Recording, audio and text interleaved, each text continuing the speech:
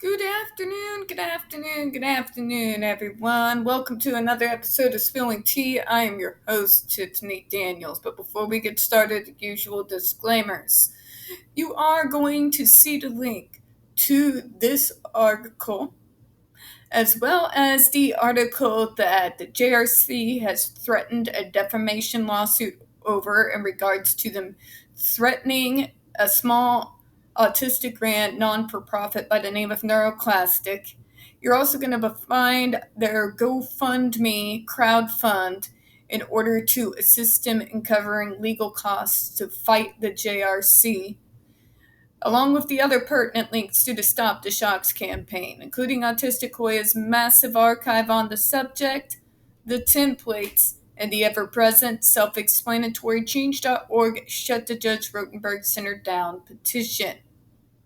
Folks, when we talk about the JRC, you're going to hear vivid descriptions of and catch clips of surveillance footage of people with disabilities being tortured and abused. If you got young children present, please use your headphones, alright? Also, we're about to see some stupid, because the next series we're going to be going over is 73 pages of bullshit. This is the JRC's response to the independent investigation launched by the New York State Department of Special Education back in 2006. You know, where they're going to tell us we're all biased and we don't know what's best for us. Yeah, that. So, there's going to be some gaslighting, mockery, some condescension, and appeal to authority probably throughout this 73 pages of garbage. So, if I lose my train of thought, start uttering out explicitives, and yes, for those who are new to this channel, I curse a lot when talking about the JRC. I'm just putting that out there. I curse a lot when I talk about these sons of bitches. And also, sometimes stumble over my words, so apologies in advance for all of that, alright? Okay. JRC response to allegations in NYSED June 9th, 2006 report. Alright, folks, let's prepare ourselves for the fuckery, shall we? JRC has been in NYSED approved special education schools since the 1970s, starting the 70s and continuing through today. JRC has successfully educated and treated the most dangerous and difficult to treat school-age students from the state of New York, if that's what you call successful. I think successful would be that you would be able to get these kids off the devices and the behaviors are still kept to a minimum. But since it has been proved time and again that that is not the case, and in fact the JRC insists they must remain on these fucking torture devices, that means the treatment doesn't work. But we can't have logic entered into the discussion ever now, can we? JRC receives referral of students from local New York school districts and on occasion directly from NYSED. As recently as May of last year, JRC received an urgent request from NYSED to accept a severely disabled 9-year-old child with a heart condition who is also extremely self-abusive and has been resistant to all forms of treatment. This child was receiving no education and causing life-threatening injuries to himself despite receiving heavy doses of antipsychotic and other potent medications. Remember, this is what they like to do, folks. They always present the worst-case scenario to shame us, to hang our heads. You're right. It's bullshit. It's garbage. We have those sort of folks with that form of autism in other states and places all across the world who are being successfully treated even while we speak. But the JRC knows better than us all, right? Right? It's bullshit. Don't believe it for a second. Not one program in New York would accept him, and the program where he was enrolled demanded he be discharged immediately. Roland Smiley, associate with the NYSED, request to JRC in 2005 that it accept this child and provide him with JRC's intensive behavioral treatment, including supplemental adversives. We're calling them supplements now. Really? Because what do we think about when we think about supplements, folks? We think about our St. John's wort that we take every once in a while, right?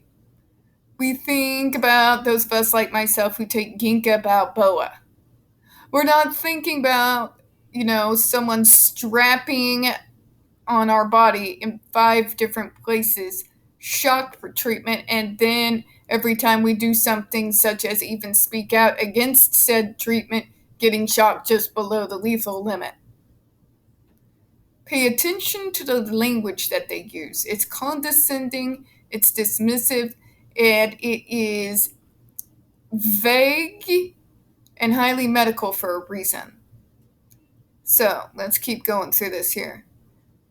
JRC accepted this child, providing him with intensive behavioral treatment, including JRC's skin shock device as a supplemental adversive, and exceeded in eliminating his dangerous and other problematic behavior. What happens when you take him off of it? That's what I thought. They like to tell us how successful they are at stopping the behavior. They never want to talk about the cost. Success at any cost is no success at all. We demand a real quality of life. Being tortured is not quality of life. I don't fucking care if he was getting ready to bash his own brains in. Soaking him up and torturing him on that fucking device face down where he can asphyxiate while you're shocking him to death is not treatment. It is not life. Okay? Just saying. He is now free from self-abuse, drug-free, and receiving at JRC for the first time in his life a free and appropriate education as mandated by federal law. Is he? Because they examined your education. Noted that you refused to teach some students and explained me how an appropriate education is to have a child stack fucking popsicle sticks over and over again. How is this supposed to translate into the real world? It doesn't, folks. It doesn't. It's ridiculous. And they make them do it 9 hours a day, 7 days a week. And if they stop work or question it, guess what happens? How is that supposed to be appropriate education?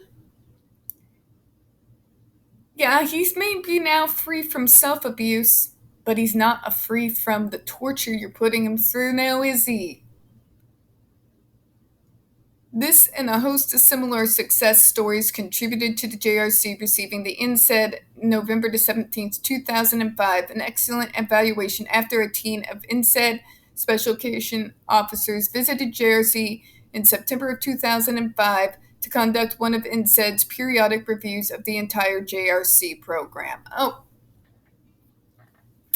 Now we're going to live in an alternative universe.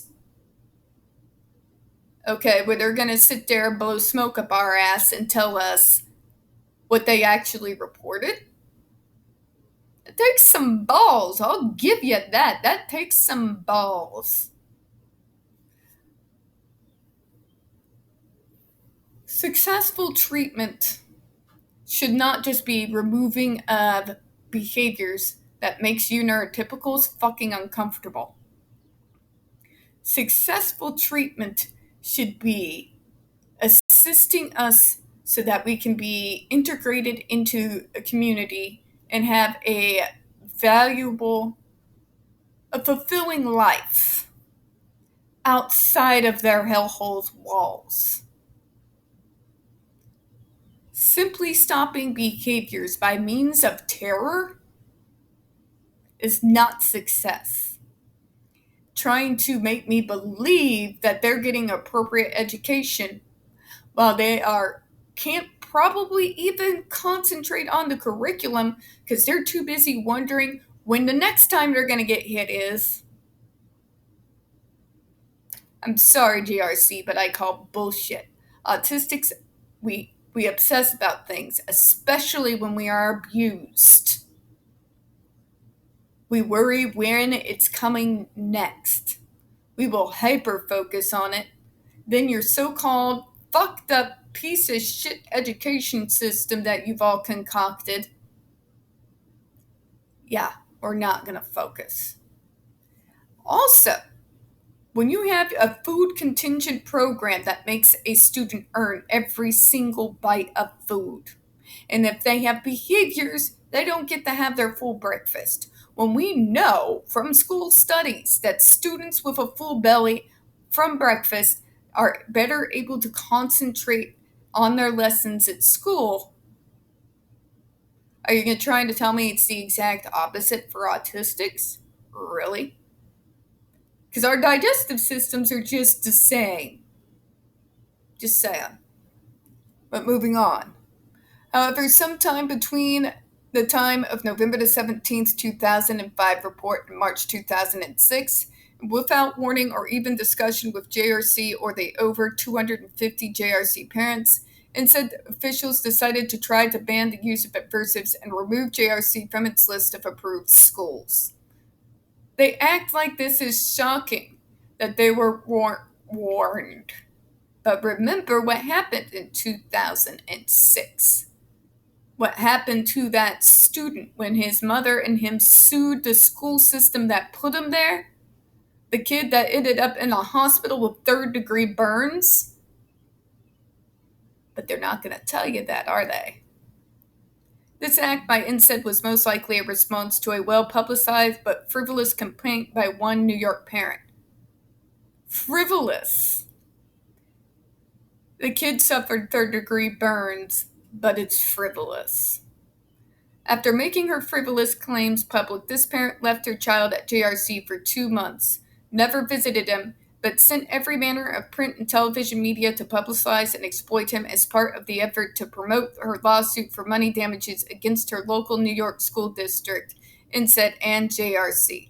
And I'm supposed to take the word from a school that is known to hide legal documents even when the judges demand them, as well as interfere with police investigations, keeping back information that is requested for months on end. But I'm supposed to believe you.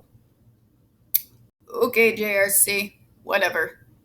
This child had done very well at JRC, but his mother and his lawyers sacrificed his progress as well as his privacy for the sake of seeking money damages.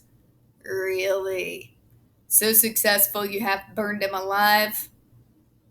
We got the medical documents, JRC. We've seen the records. Really? It remains a mystery to JRC and the parents of over 150 students from New York attending JRC as to why NYSED responded this way rather than at least consulting with JRC and the parents and defending the treatment program that has provided excellent care and treatment to New York students for over 30 years. Garbage. You've tortured them for 30 years. Starving us?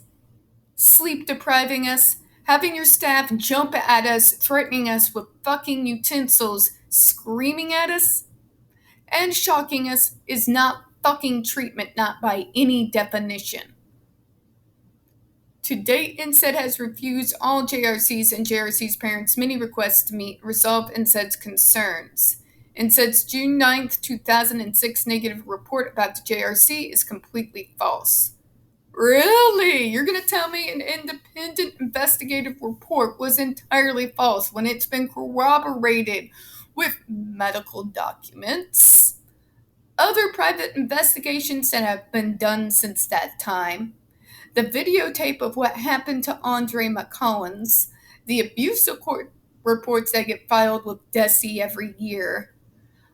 The list goes on. But everybody's lying but the JRC. Kind of reminds you of another case, doesn't it?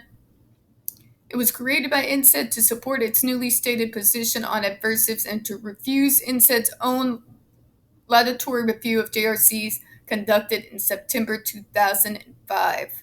NYSED's only legitimate and true evaluation of JRC dated November 17, 2005 found that JRC was meeting all the special education requirements for New York students. It also found that JRC was meeting all NYSED's health and safety requirements. This favorable report on JRC is now an embarrassment to NYSED because it was so positive with respect to JRC. What was needed if adversives were to be banned and if JRC was to be removed from the approved schools was a new report that was negative as possible. Bullshit. See, they're not the only ones who have noted your food and safety concerns. That has actually been a prevalent thing throughout these reports all the way back to the 80s. But we don't want to talk about that now, do we? NYSED sent a team of reviews to the JRC in April and May 2006 for parts of only 5 days, and a new report on JRC was issued June 9, 2006, the June report.